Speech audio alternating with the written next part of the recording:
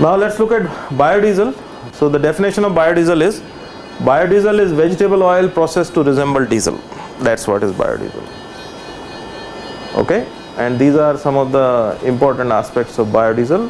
Once you make biodiesel from vegetable oils, it will have high C10 number, it will have high lubricity, it will have comparable energy content, it mixes readily with the diesel, and it is ready to use in diesel operated engine. Any kind of diesel operated engine you can replace in any proportion, and you will not experience any of the problems, either operational problems or durability related problems. Okay, provided it meets certain specifications. Okay, specifications is very, very important to meet the specifications. Even the diesel that is sold in the market has to meet certain specifications. And who gives those specifications? So those specifications are given by BIS. What is BIS? Bureau of Indian Specifications. And at international level they are provided by ASTM, American Society of Testing and Materials. They specify the specifications. I'll talk about it.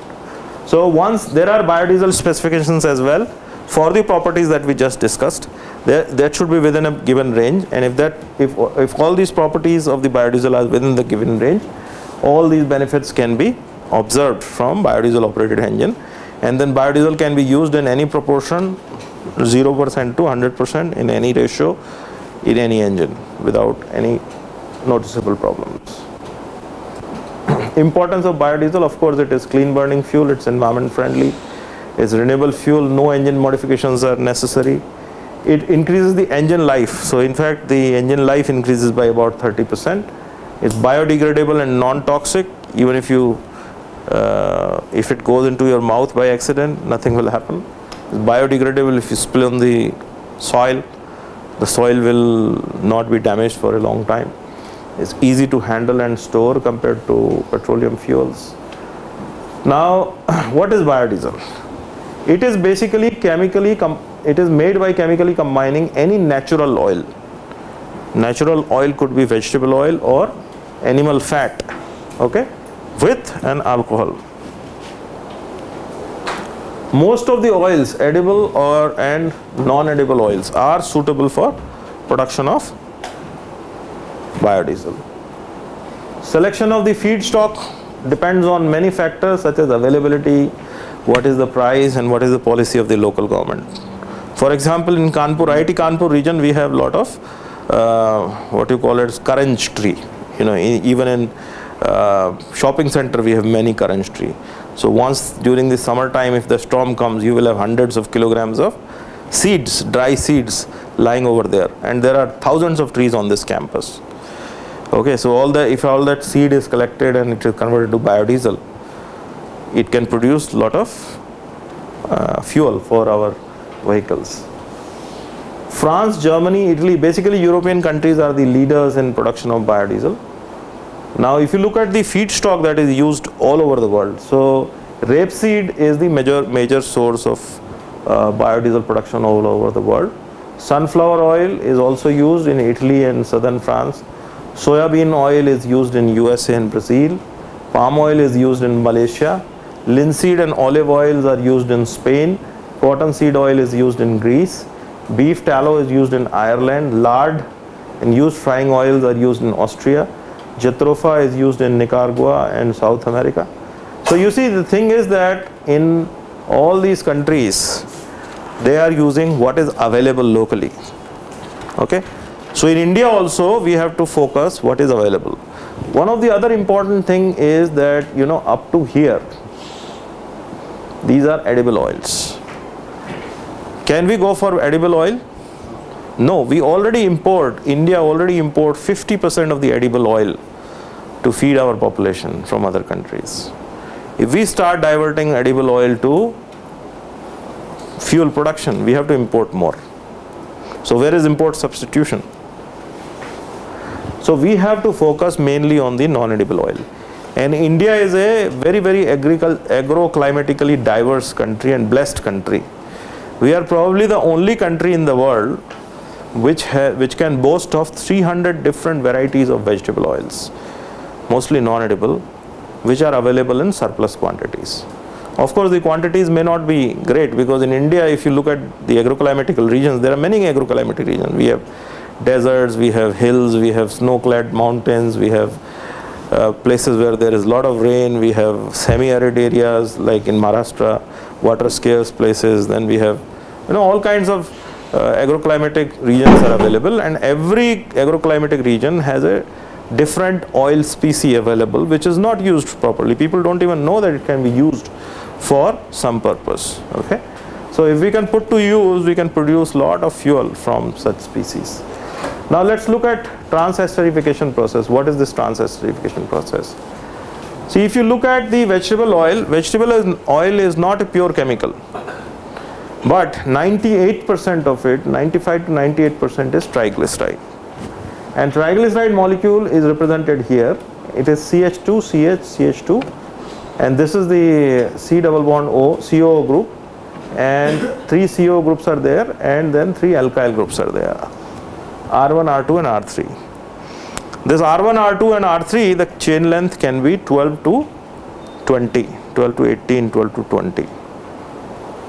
Okay, so this is basically a big molecule compared to diesel. You can see carbon chain length is very high, and that is the reason why it has high viscosity and low volatility. Now if you want to improve these two characteristics, you have to basically chop it into smaller molecules. In order to do that, what you do is you react it with some primary alcohol. That primary alcohol can be ethanol, so then R4 becomes C2H5. If you react it with methanol, this R4 becomes CH4. So 3 molecules of alcohol react with 1 molecule of triglyceride, and what happens is that this R4, okay, R4 and OH group, they get chopped, and this R4 attaches here, OH group attaches here with this CH. One here, one OH goes and attaches here, one OH goes and attaches here, one OH goes attaches here. So this is the one glycerol molecule that you produce, and this R4 attaches itself with this group, and this group. So this produces 3 molecules of esters, R4OCR1. This is one molecule, this is another molecule, and this is another molecule. So essentially one big molecule has now been cut into 3 small molecules, and here the R4 is just 1 carbon. So essentially this will be like 12, 13 to 20 carbon chain length, and that's why this is called biodiesel. And this is glycerol. Now glycerol, density of the glycerol is much higher than biodiesel, and this is a reversible reaction, and you need some catalyst to do it. So we want this reaction to move in forward direction. So if we want this reaction to be moving in forward direction, what do we need to do? Either remove the glycerol or esters, or put more alcohol. So putting alcohol is easier. This is a batch process. So we put 5 or 6 molecules or 7 molecules depending on what optimization. We put this, and then this is produced, and once the reaction is completed in about 45 minutes to 1 hour at 70 degrees centigrade, not very energy intensive, and then you allow this mixture to settle down. These 2 products are immiscible, and this density is higher than this density, so it will form the lower layer, and that will form the upper layer. So you do simple gravity separation, put it in a separating funnel, remove the lower layer, whatever is left is this. But then there is a problem, you are putting catalyst, so catalyst will also be present here. Now you don't want the fuel with catalyst going into your engine, because that will corrode everything. So you have to remove the catalyst. So how do you remove the catalyst? Catalyst is very simple, cheap catalyst is used in this process. It's sodium hydroxide and potassium hydroxide, which has very high affinity for water. So you put hot water, warm water in this. So then what will happen? This catalyst will do the phase transfer. That will get transferred from here to water, because it has higher solubility in water compared to organics. Okay, so the water does not mix with ester. So again you will do gravity separation and water will form the bottom layer. Its density is 0.87 or 0.88 or depending on the feedstock. So the lower layer you will again remove. So you do it 2-3 times, and what then finally pure ester is left, and that's how you produce biodiesel. You can do it at a lab scale, you can do it in your kitchen, and you can do it at an industrial scale. Process remains same. Okay. So basically ester formation eliminates all the problems associated with vegetable oils. Catalysts such as alkali catalysts, sodium hydroxide, potassium hydroxide, or their alkoxides are used. So basically when you have alcohol, you mix it with the sodium hydroxide.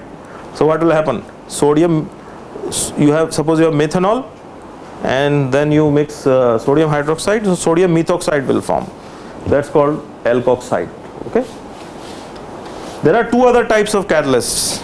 This is base catalyzed reaction. That means the catalyst that you are using is basic in nature. OH group is there. You can also do this acidification reaction with acid base catalyst.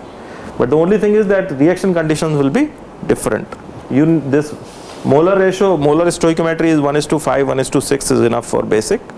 But for acidic, you need to have something like 1:15, 1:20. Temperatures will be around 200 degree. Okay. So again the material of construction of the plant will change. Okay. So the acid catalyst could be sulfuric acid, phosphoric acid, hydrochloric acid. So these are the acidic catalysts that can be used.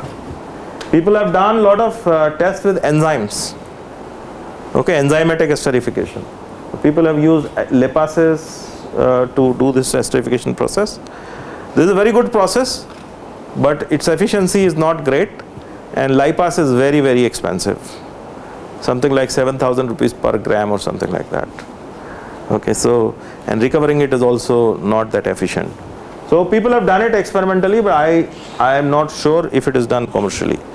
Most of the commercial plants which are producing biodiesel are using basic catalysts. Okay.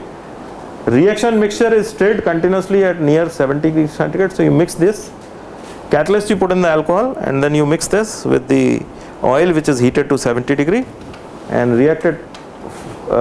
You keep on stirring it so that reaction becomes faster. Problem comes when you have moisture. Have you made soap in your school days? Saponification reaction. What do you need for saponification reaction? You need vegetable oils, you need sodium hydroxide or potassium hydroxide, and you need some moisture. And it's a non-reversible reaction. So if you have sodium hydroxide, potassium hydroxide here, you have vegetable oil. The only missing part of the puzzle is moisture. If there is moisture present in alcohol, or if there is moisture present in oil, then saponification reaction takes place. And it's a non-reversible reaction that will be taking place first. And soap does not separate from the ester. So essentially if you have a moisture, your whole batch you have to just throw it. Because if the soap formation takes place, it will become white in color and it will be mixed homogeneously with the ester. There's no way you can separate it, at least not easily. Soap formation, saponification reaction can also takes place. It's not a major problem if the presence of water is less than 1%. So you have to make sure that the alcohol is water free, moisture free, and the vegetable oil is also moisture free. Excess of alcohol is required to force the reaction in the forward direction towards completion. Okay, so this is the entire gamut of esterification reaction. Just to give you some sense of what are the mass looking like, this is a very heavy molecule. So 1 mole, say about 60 kilogram of the oil if you take, 3 moles of alcohol, this will be about 10% of the volume. In spite of being 3 times on a molar basis, this will be only 10% alcohol. It reacts with the catalyst. Catalyst is less than 1% of the weight of oil. Actually it varies from 0.5% to 1%. So if you are taking 100 kilograms of oil, the catalyst will be 0.5 kilograms to 1 kilogram. And sodium hydroxide and potassium hydroxide is very cheap. Okay? The only thing is that separation becomes more expensive. So, and then once you do the reaction, about 10% by weight is glycerine is produced. Almost the same amount as alcohol that you have put in. And whatever, fuel quantity, the vegetable oil quantity that you have put, almost the same quantity of biodiesel is produced. So when you say process yield, you are comparing this number with this number. So basically now in this case you will say that this is about 97% yield. Okay? And by the way, this has a lot of usage. Glycerine, where it is used? Cosmetics. Of course you cannot, if you are doing biodiesel production on a large scale, you will not use so much in cosmetics. But glycerine is also used for making glycerine soaps, pears, so expensive, But then you cannot really, these are not large scale usage. So you can use it for some purposes. One of the big problems with large scale biodiesel production is, what do you do with glycerine? Industrial usage, toothpaste, how much toothpaste you will make? Right? Now if you look at this process of transesterification, there are many factors that affect this transesterification process. One is the feedstock.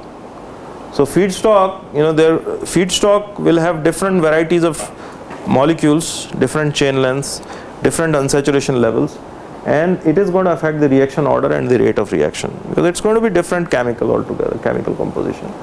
Alcohol to molar ratio, it's a function of the feedstock. It's more in acid than in catalyst. I told you that in basic catalyst it is 5 to 6, and acid catalyst it could be up to 12 to 20. Reaction temperature, again it's a function of the feedstock. In some feedstocks even room temperature is enough for esterification reactions. In some you need to go up to 70%. If you are using acid catalyst, then even higher temperatures could be used. Fatty acid, free fatty acid and water content in the reactant. So basically what happens is that you have vegetable oil, and if you store it for a long time, there will be a lot of free fatty acid, COH group, that form inside. And this free fatty acid do not undergo simple transesterification reaction. So if you have an oil which is stored for some time, it will have high moisture content and it will have high free fatty acid content. Then if you do basic catalyzed transesterification reaction, your product yield will be very low, your product quality will be very low. So in order to avoid that, if your feedstock is having high FFA and high water content, you should go for acid catalyzed reaction. Acid catalyzed reaction is not affected by water content or FFA. It can even esterify FFA into biodiesel. Type and composition of the catalyst used. Alkali catalysis is much faster than acid catalyst. Acid catalyst, you have to undertake the reaction for much longer time. Batch time, conversion increases with time. It has S-shaped curve. S-shaped curve means initially the conversion rate will be very slow, and then it will become very fast, and towards the end again it will become very slow. So that's the S-shaped curve. Mixing and external stirring, it's a non-linear function of stirring. It means that if you increase the stirring speed for some time, there will be increase in the reaction rate, but if you increase it too much, it will not increase the reaction rate beyond a certain point. Okay, so it's a non-linear function of stirring speed. Now I told you about the biodiesel specification. Any fuel, if you want to sell in the market, there are certain specifications that need to be met. So there are many specifications. For example, in India we have BIS specification. In America we have ASTM specification. In Europe we have EU specifications. In Germany we have DIN specification. I'll give you two examples of German specifications and ASTM specification. There are BIS specification as well, which I have not put here. So these are the properties, and this is not full specification. I have only included most important properties. So the density unit is in gram per centimeter cube. German specifications say that it has to be between 0.85 and 0.9 for biodiesel. ASTM doesn't limit, it could be anything. Okay. Carbon residue, it says maximum has to be 0.05%. It says also 0.05%. Ash content, it says it should be maximum 0.02%. And again same thing for ASTM. Total sulfur should be maximum 0.01. In this case it is maximum 0.05. See why there is a difference. The difference is that suppose I am a country, I am India, and I have to make my specification.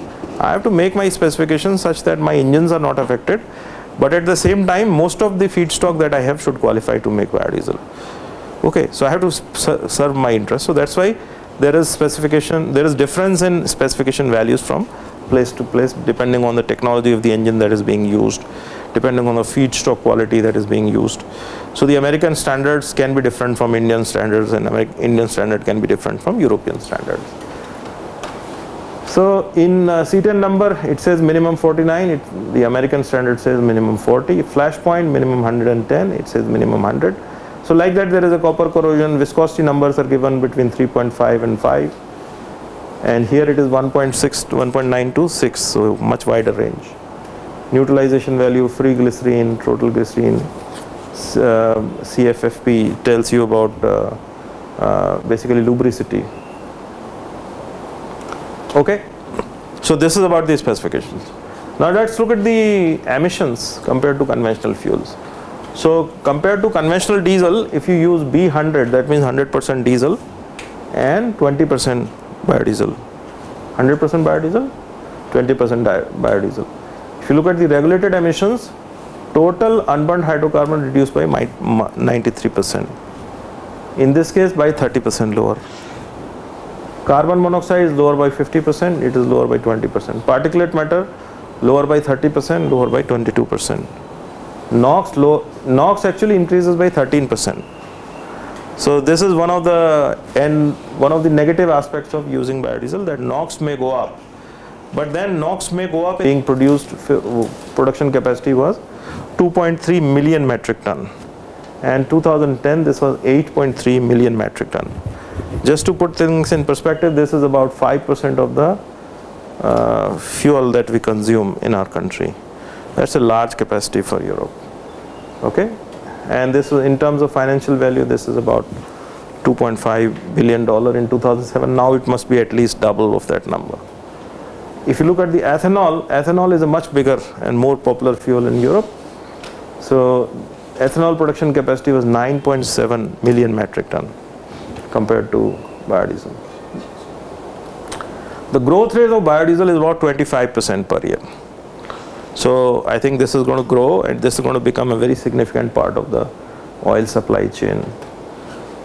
So various governments are encouraging use of biodiesel. For example, Germany and Austria, they don't apply any tax on biodiesel. UK applies 20% lower tax. Other countries apply 10%, up to 10% of the diesel tax.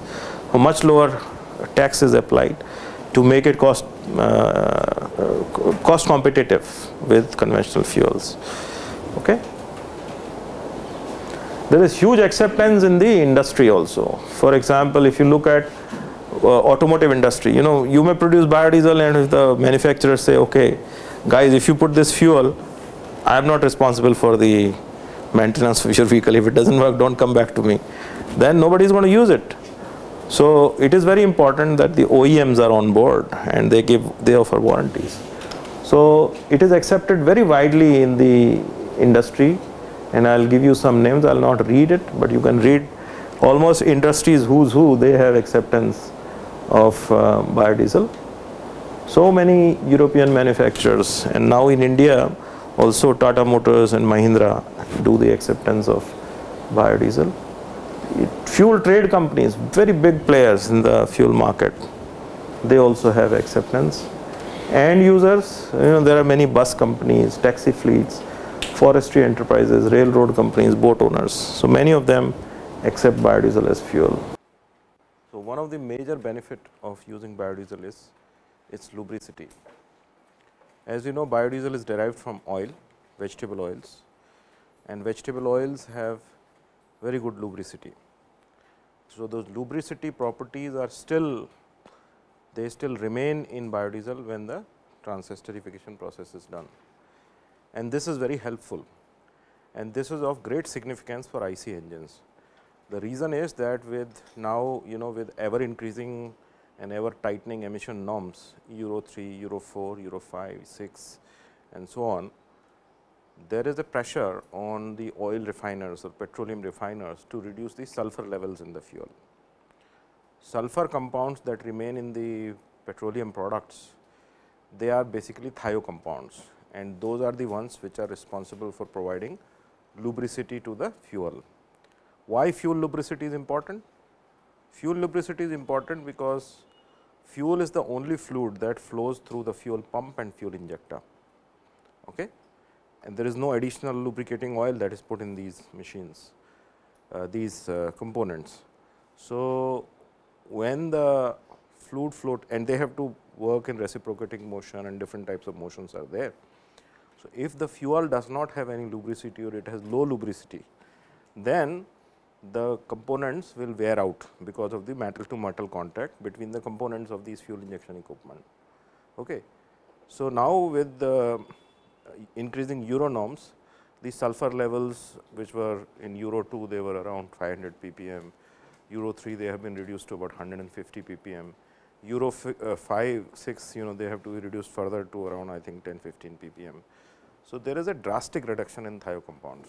So, now what has happened is that now since you have removed these thiocompounds, the lubricity of the fuel goes down. So, if you do not compensate by putting another additive, what will happen is that the fuel injection equipment will wear down very faster, okay, very fast. So, this is going to cause a major problem because fuel injection equipment is like heart of an engine. Okay. So, in order to protect it, what is done is that you add lubricity enhancer additives.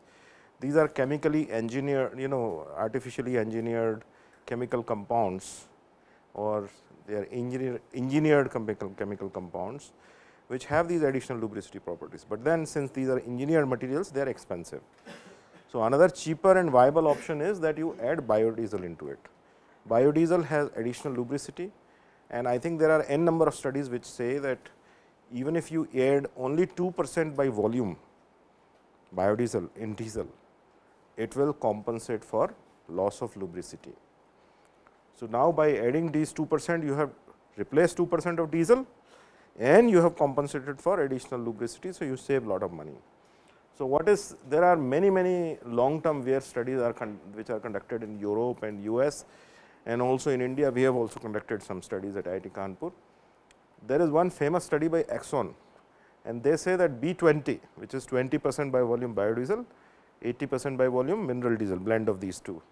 Okay. It provides significant quantifiable improvement in wear film formability. Okay. For example, they said that with diesel only 32% film was formed, but with B20 the film was 93%. So, that is quite a superior quality of film on large surface area. So, this provides additional lubricity. There was a EPA rule. EPA is US EPA, United States Environmental Protection Agency, which brought out a rule in January 2001 to bring down the sulfur content from 500 ppm to 15 ppm by 2006. In India, we have been slower on this account. In India, it's now 2016-17 that we are talking about 15 ppm sulfur.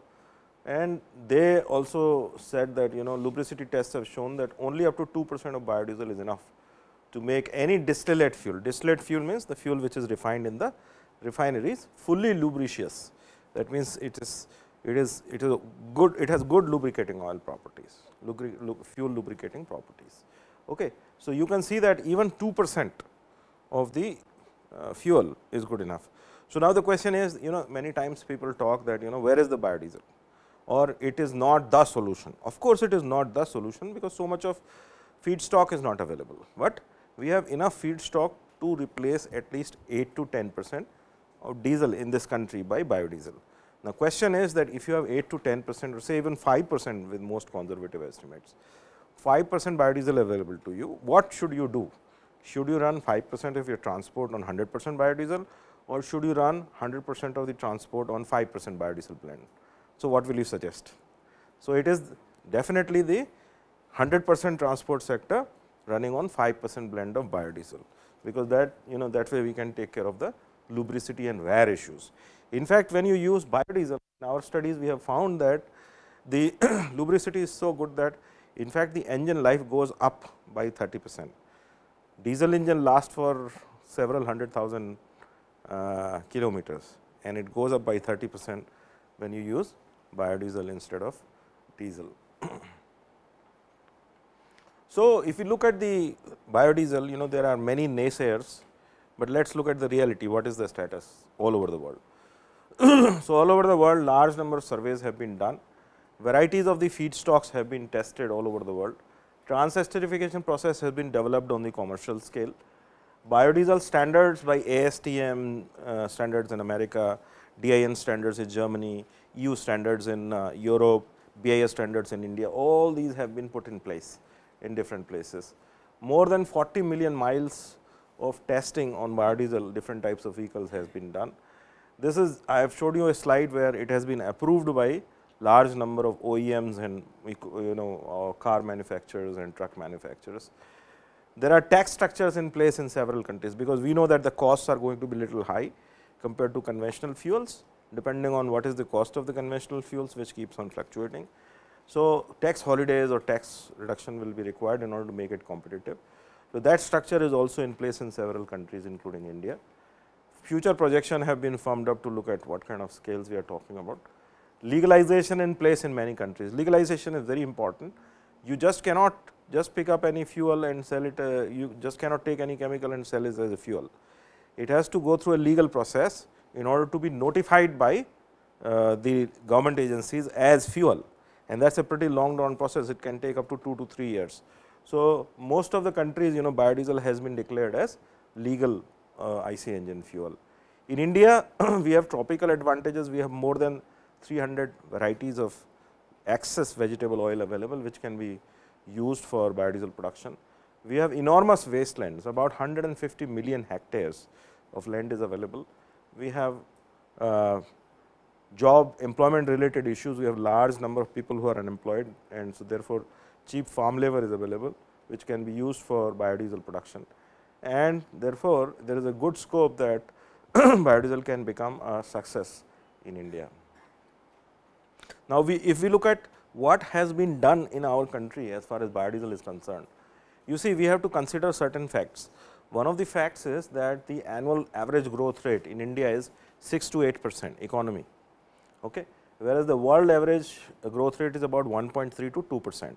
So, we are growing much faster than the rest of the world. Since we are growing much faster than the rest of the world, our energy requirements are much more, okay, and that we have to look at. There is oil pool deficit. We produce less than 20% of the petroleum in our country. Most of it is imported. Okay. So, there is lot of oil pool deficit. There are a lot of subsidies in place. Current per capita usage of petroleum is abysmally low. Per capita consumption is only 1 ton, 0.1 ton, 100 kilograms per year.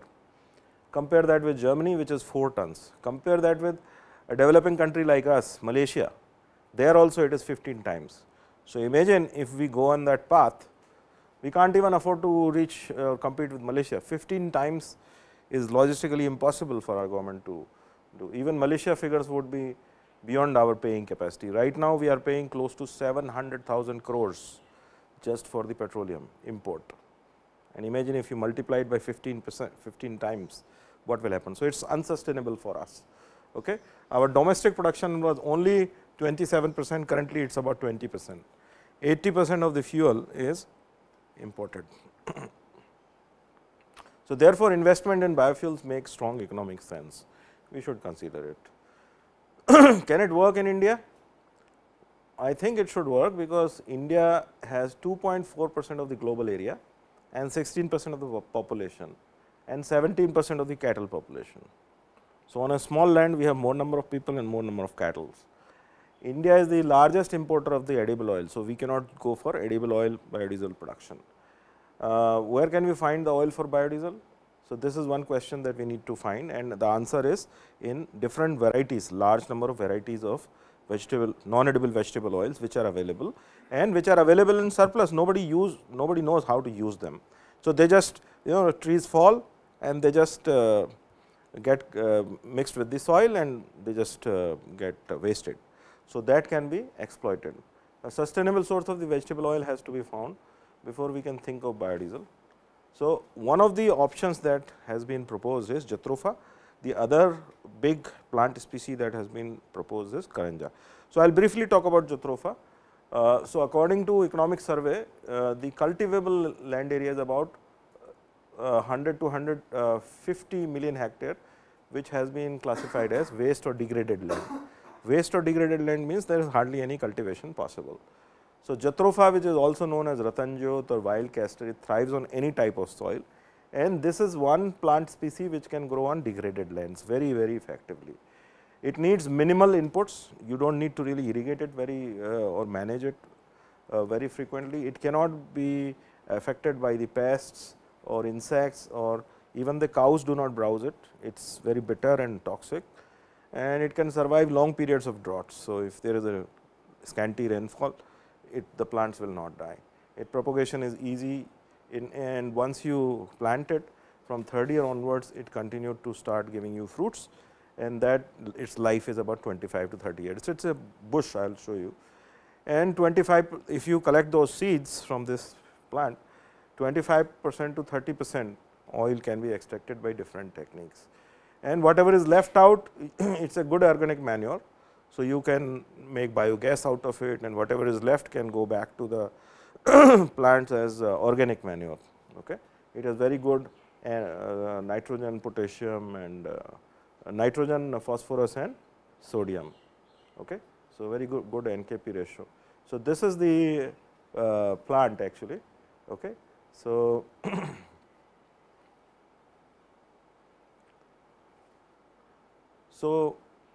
if out of the 150 million hectares, only if 10 million hectares of wasteland is brought under Jatropha. This is just an imaginary scenario.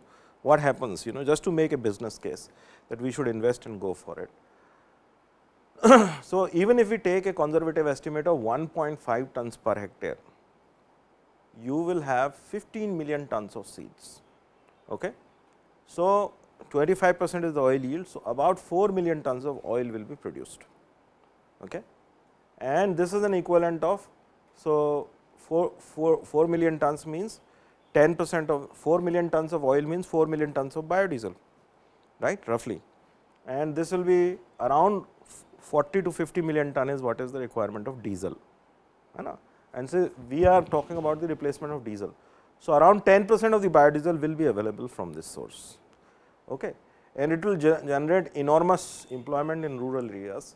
So, for example, if we take one person for a family per 5 hectares for Jatropha cultivation, you will be generating 2 million jobs straightway, 20 lakh jobs will be generated, 200 new extraction units of 250 tons per day capacity will be established. So, this will also generate additional employment. 11 million tons, 15 minus 4, 11 million tons of excellent organic manure is available at your disposal. 0.4 million tons, 10% of this value. Technical grade glycerol is available for you for your industrial production. So, that way it will be quite if you look at it at a very high level, there is a business case. You can really, the country can really think about going on a large scale production, but this is just one species. We can think about other species also. This is not the only species that we can look at. So, considering the potential, the Government of India has taken note, and they have set up several committees to look at product development, engine studies, legal regulations, plantations, specifications of biodiesel, BIS specifications, marketing. Oil companies have done a lot of resources on marketing, environmental issues have been discussed. Okay. So, Government of India is serious, but somehow it has not really taken off the way it should have, but biodiesel is still one of the potential option for us in the future. And as I said, biodiesel is not the solution, that means it cannot cover the entire spectrum, but you have to understand that when we talk about transport sector of a country as large as India, there cannot be one the solution. It has to be multiple number of solutions which will form the solution for this country. Okay. So, we have to look at the energy options that are available to us, all of them, and every solution will form a small part. then biodiesel is one such small part of the riddle. Okay. What we will do is, as I said, there are more than 300 different varieties, and most of these varieties rest of the world is not interested, because we have seen that in the rest of the world most of the biodiesel is produced by edible oils. And let me tell you, edible oils are very easy to esterify, engine tests are very good, but when it comes to non-edible oil, they have very high degree of unsaturation. Okay? They are difficult oil to esterify, they are difficult oil in the engine. Nobody in this world is going to do the experiments for us. We have to pick up these species one by one, do our own studies, do our own optimization, and come up with end-to-end usage. So, what I will do is, I will show you one particular case of a particular species, and rest of the thing is just repetitive. If some of you want to take it up as a PhD, you can just think on similar lines or maybe do some improvisation. So, look at one case study of biodiesel production and characterization. So, you see this is the entire fuel development flow chart. First is that you will need to select the vegetable oil that you think has good potential, and then you have to look at fuel formulation technique selection. So, out of these fuel formulation, there are different techniques that we discussed: blending, heating. Suppose you select the transesterification process. So, you have to then carry out a study of the transesterification process. Which transesterification process also needs to be decided. It can be basic catalyzed, it can be acidic catalyzed, it can be enzymatic catalyzed. And then once you decide that, then you have to do the process parameter optimization. And then finally, once you produce biodiesel, you have to do the characterization of the biodiesel and then make sure that the biodiesel properties meet the specifications, so that whatever you have produced can be sold in the market. Okay. Let us look at selection. How do we do it?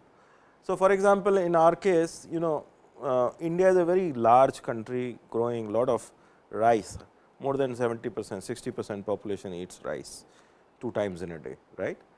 So, except North India, everywhere rice is eaten. So, you have this paddy rice which is grown. So, once paddy rice comes out, it is split into brown rice and rice hull. Okay. So, the brown rice then is cleaned, and then you have the chilka, which is called bran, it is separated, and the white rice comes and it is packaged to come on our tables. Okay. But this rice bran is basically about 8% of the paddy rice, 8% of this, and it is rich in oil content. Okay. So, rice bran, if you crush this, you can actually extract sizable amount of oil, which can be used for biodiesel production. Okay. Did you know this? That oil, the rice can also be, rice products can also be a biodiesel source or oil source. Rice bran is a very, very healthy oil. So, rice bran contains 18 to 23% oil.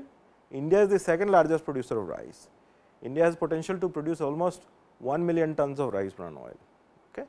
So, it is a huge, we are talking of 2.5% of the total diesel demand in this country, 2 to 2.5%. And rice bran is a agricultural waste. If you are not using for this purpose, you are feeding it to the cattle, that is it. Okay. So, this is basically a waste. So, this table shows that there are many countries which have large area and these are the production potential numbers. Okay, this is just a table. It shows that India is the second position.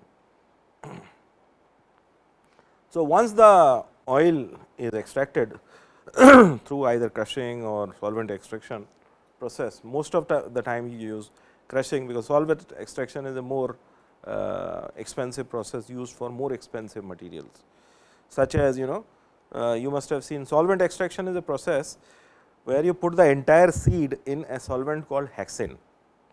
Okay. So, now hexane enters the seed and then the oil in that seed gets dissolved in hexane. So, then what comes out is hexane plus oil, seed remains intact, hexane plus oil comes out, you remove that material, hexane you can evaporate, what is left is oil. Okay. And this is very, I will tell you, you must have seen that elaichi these days is very dry, it is not green, it does not have oil. If you look at almonds, they are also very dry, because the most of the time the growers are smart.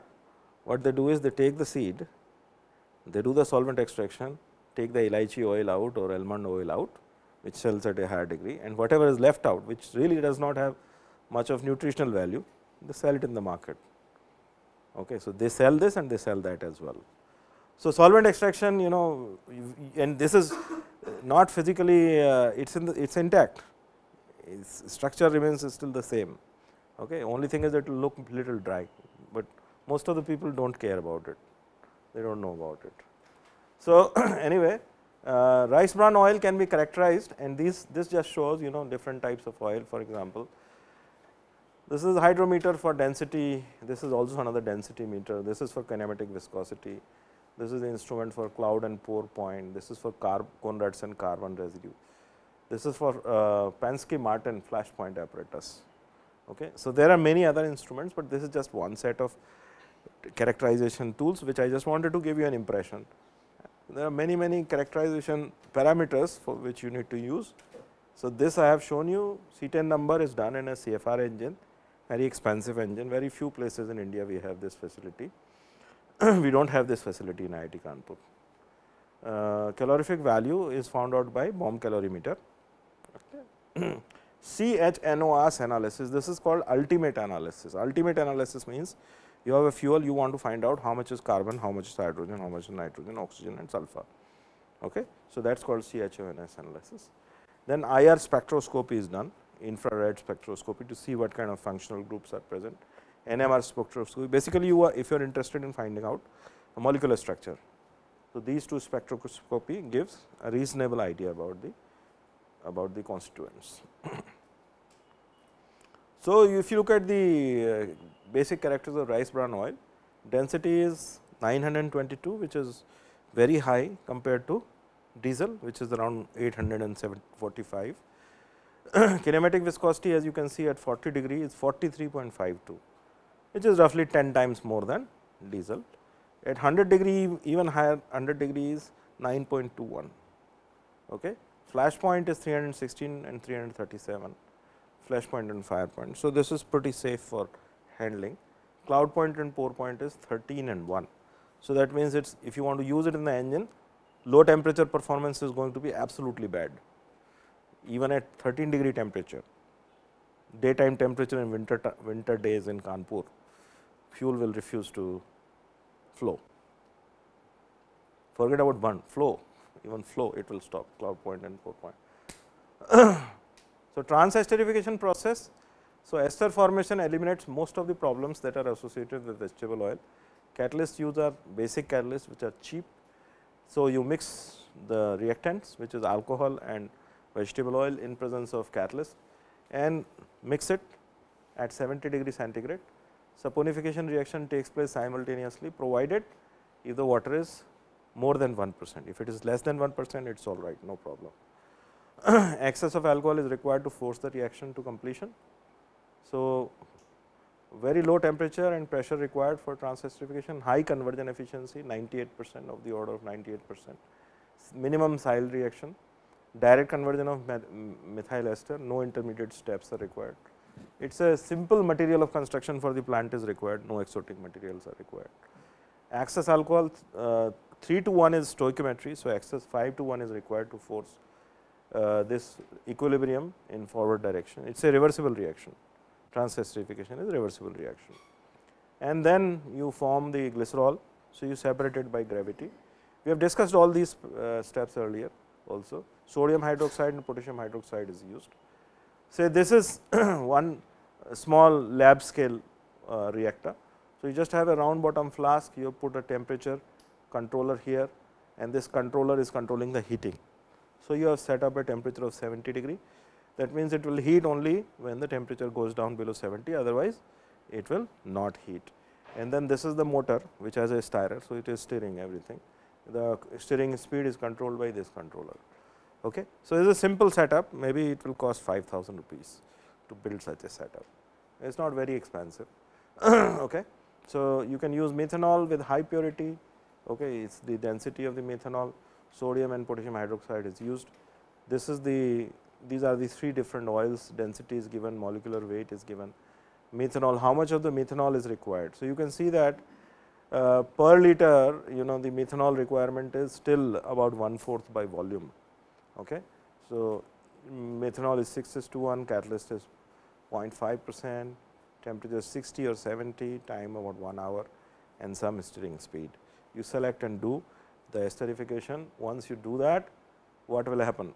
You will have basically, I do not have a picture here, but imagine this was a completely dark brown, black thing. So, you will put it in a separating funnel and remove the dark black thing, which is glycerol, and then you put water. You have to remove the catalyst from it. You put the water and then remove the water, remove the catalyst, because sodium hydroxide, potassium hydroxide has higher preferential solubility in water compared to ester. So, phase transfer will take place. So, from the biodiesel, the catalyst will come into the water and water separates, and then you can remove them by gravity. Okay. So, now here also you see, if you shake it very vigorously versus you shake it very gently, that also is going to make a lot of difference in properties and how much you lose actually. So, this just comparison is done. This is the data from our lab. So, the podium, this is when you use KOH catalyst and you do vigorous shaking. So, about 22% of the ester is lost in volume. Sodium hydroxide vigorous and potassium hydroxide when you do gentle washing, and this is potassium hydroxide and sodium hydroxide. So, basically the thing is that you should do very gentle washing, otherwise lot of ester will mix with water and it will not separate and it has to be thrown out. So, this is the vigorous washing. You can see lot of ester here. This is the gentle washing, it is clear water which will go out, and whatever is left out will be something like this. It will still not be very clear fluid, because there will be some droplets of water and you do not want the water to go into your engine or fuel injection equipment. So, how do you remove the water? You put some silica gel, adsorbent. So, once you put some silica gel, you will have a very clear fluid left out. So, this is the final product biodiesel, and of course, you have to keep testing this by using what you call, you must have done the experiments in class 5 or 6 using litmus papers. Okay. So, basically you keep testing it with litmus paper to check what is whether it is acidic or basic, and you have to basically do this water washing until unless all the catalyst is removed, because if the catalyst will remain there, the biodiesel will be basic in nature. You have to make sure that it is not basic in nature. Okay. All the basicity is removed, that means all the catalyst is removed. If the catalyst remains inside the biodiesel, what will happen? If the catalyst will remain, then it will go into the combustion chamber and the fuel will burn, and you will have deposits of sodium hydroxide and potassium hydroxide all over the combustion chamber, and it is a inorganic substance. So, it will create all kinds of problems, material compatibility issues. You have high temperature, sodium hydroxide and potassium hydroxide both are very aggressive chemicals. They are going to affect everything inside the combustion chamber. You have moisture available, you have such a aggressive chemical available, iron components available or other metallic components available. There will be different types of corrosion reactions and wear that will be encouraged. So, you have to, it is essential that you remove all the catalyst by washing. Okay. So, finally, these are the 3 different clear biodiesels, linseed oil methyl ester, castor oil methyl ester, rice bran oil methyl ester. Okay.